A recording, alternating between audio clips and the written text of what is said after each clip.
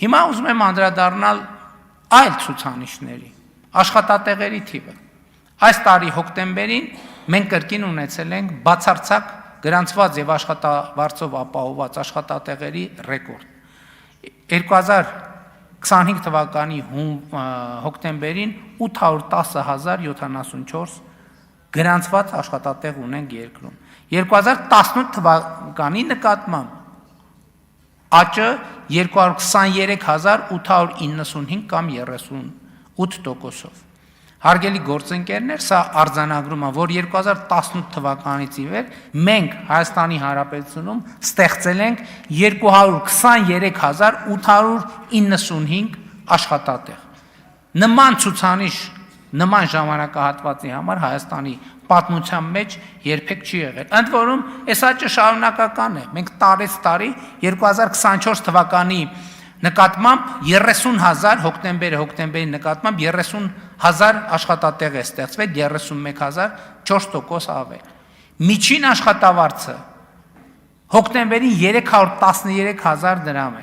2018 թվականի նկատմամբ աճը 135,657 դրամ կամ 76%։ Շատ խոսում են գնաճի մասին։ Չի եղել Հայաստանում 76%-անոց գնաճ։ Եվ ընդհանրապես իրական արտահայտությամբ մեր աշխատավարձերի աճերը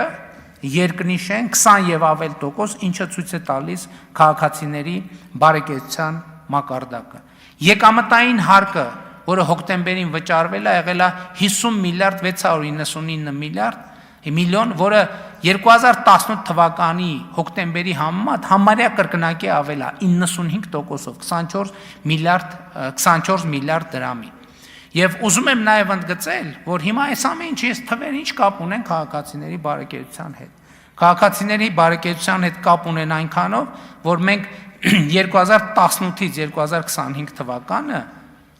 Հայաստանի Հանրապետության քաղաքացիներին ուշադրություն դարձրեք 384 միլիարդ դրամ ենք վերադարձրել եկամտային հարկի գծով քաղաքացիներին։ Այդ փողը ուղղակի տվել են քաղաքացիներին, որոնք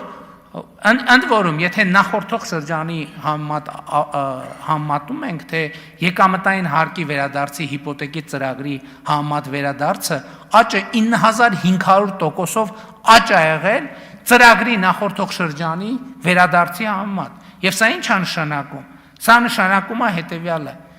Ես նաեւ համեմատություն եմ անել 2010-ից 17 եւ 2018-ից 25 թվականները։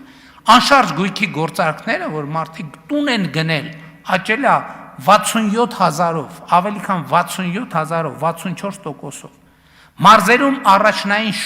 շուկան աճել է 1104%-ով, նախորդող շրջանի։ Սա ուզում եմ ցույց տալ տարածքային համաչափ զարգացումը եւ ընդհանուր առմամբ առաջնային շուկայի աճը 10-17-ի համեմատ 465%։ Այս ամեն ինչը ցույց է տալիս,